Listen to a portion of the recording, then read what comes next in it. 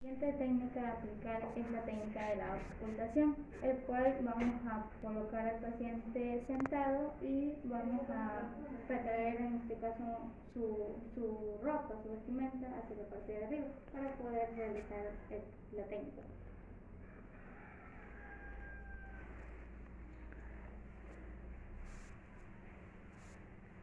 Una vez realizada, procedemos a realizar la técnica de la auscultación, en la cual empezamos desde los puntos superiores hacia la parte de los puntos inferiores, o también llamados zonas basales. Pedimos al usuario que respire normalmente para poder realizar la técnica de una manera más adecuada.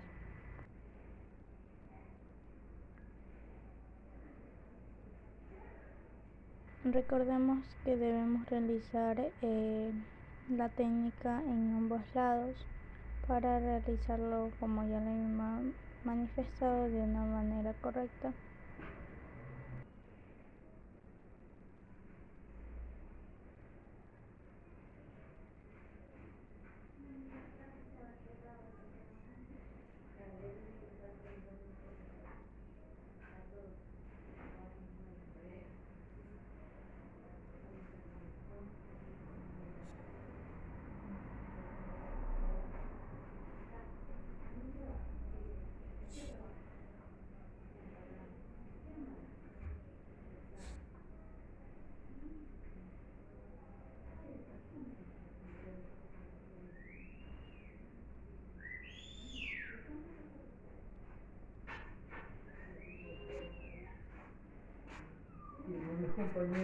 Y así culmina el proceso de la técnica de la auscultación. Gracias.